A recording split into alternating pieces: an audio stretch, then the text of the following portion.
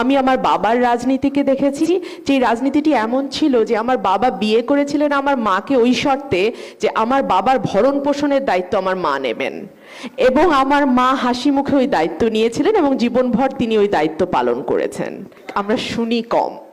আজকে এসে মনে হলো এই শোনাটা খুব প্রয়োজন ছিল নিজেকে ঋদ্ধ করবার জন্যে, এবং যাদেরকে নিয়ে কাজ করতে চাই, যাদেরকে নিয়ে এগিয়ে যেতে চাই, যাদেরকে নিয়ে আগামীর বাংলাদেশ রচনা করতে চাই, তারা কি ভাবছে, তারা কি সমস্যার মুখোমুখি হচ্ছে, তারা তাদের দিন কিভাবে কাটছে, এটা আসলে আমাদের জানাটা খুবই জরুরি।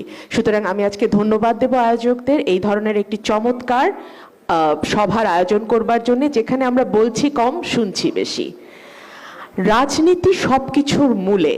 যখন রাজনীতি সুস্থ থাকে তখন সমাজ সুস্থ থাকে, দেশ সুস্থ থাকে, জাতি সুস্থ থাকে, মানুষ সুস্থ থাকে।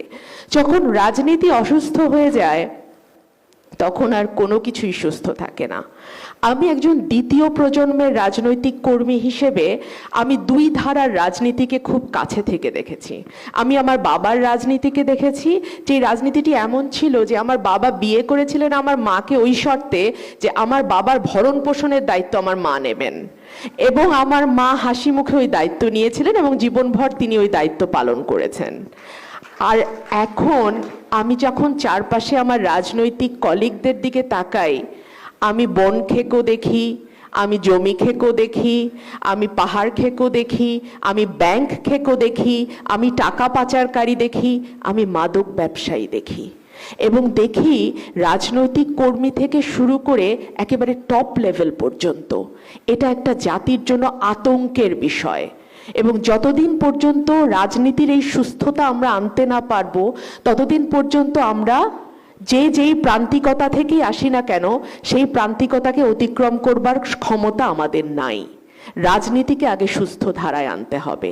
আমার বাবাকে আমি রেগুলার জেলে যেতে দেখতাম একটা স্বৈরাচারী সরকারের সময় 80-র দশকে, কিন্তু কখনো আমি এই ভয়টা পাইনি যে আমার বাবা আর ফিরে আসবে না, হারিয়ে গেছে। আমার মা দরজায় দরজায় ঘুরবে যে আমার বাবা কোথায়, এটা না। আমরা জানতাম উনি জেলে আছেন, জেলের মেয়াদ শেষ হলে উনি বেরোবেন। এখন কিন্তু আর সেই দিন নাই, এখন মানুষ হারিয়ে যায়। আমরা যারা বিরোধী দলের রাজনীতির সঙ্গে যুক্ত আছি আমরা ভয়ে থাকি, আমাদেরকে পুলিশ তুলে নিয়ে গিয়ে প্রডিউস করবে তো, আদালতে আমাদের হাজির করবে তো। আদালতে হাজির করলেই এখন আমরা আল্লাহর কাছে শুকর করি, পরিবারের লোকজন স্বস্তির নিঃশ্বাস ফেলে, আচ্ছা পাওয়া তো গেছে, বের কবে হবে জেল থেকে সেগুলো পরের আলাপ। এরকম একটা অবস্থায় দাঁড়িয়ে আমরা আজকে আলোচনায় বসেছি। সুতরাং সময়টি কিন্তু খুব মসৃণ নয়, সময়টি কারো জন্যই খুব ভালো নয়। এবং আরেকটি বিষয় যেটা আমি পরিষ্কারভাবে বলতে চাই, যে আজকে উন্নয়ন নিয়ে অনেক আলাপ হয়, উন্নয়ন নিয়ে গত 15 বছরে আমরা অনেক আলাপ শুনেছি। উন্নয়ন মানে কি?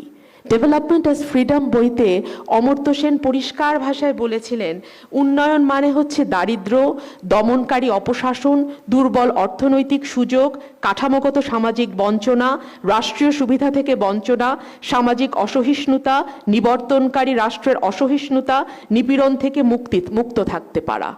এর কোনোটা কি আমরা অর্জন করতে পেরেছি? পারি নাই। উন্নয়নের সংজ্ঞাকে অতি সংকুচিত করে আমরা কেবলমাত্র কিছু দালান কোঠা নির্মাণ এবং অবকাঠামো নির্মাণ, যেটা আবার কয়েক গুণ বেশি খরচে, সেই সীমাবদ্ধ সংজ্ঞার মধ্যে আমরা উন্নয়নকে নিয়ে গেছি। এবং আমাদের যখন বাজেট প্রণয়ন হয় প্রতি বছর সিপিডির সঙ্গে আমরাও চিৎকার করি যে আমাদের স্বাস্থ্য, শিক্ষা, সামাজিক সুরক্ষার মতন বিষয়গুলোতে পর্যাপ্ত বরাদ্দ দেয়া হয় না। জিডিপির যে বরাদ্দ থাকার কথা শিক্ষায় তার 1/3 এবং জিডিপির যে বরাদ্দ থাকার কথা স্বাস্থ্যে তার 1/5 বরাদ্দ নিয়ে আমরা চলছি। সামাজিক সুরক্ষা খাতে বরাদ্দ আমরা দিতে চাই না এই কারণ এখান থেকে লুটপাট করা যায় না।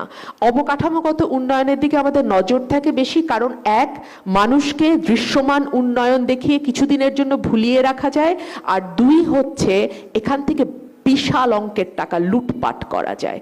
এই যে লুটের রাজনীতি, সবকিছু খেয়ে ফেলবার রাজনীতি, এখান থেকে যদি আমরা বেরোতে না পারি আমাদের কোনো প্রান্তিকতা থেকে আমরা আদতে বেরোতে পারবো না। ধন্যবাদ।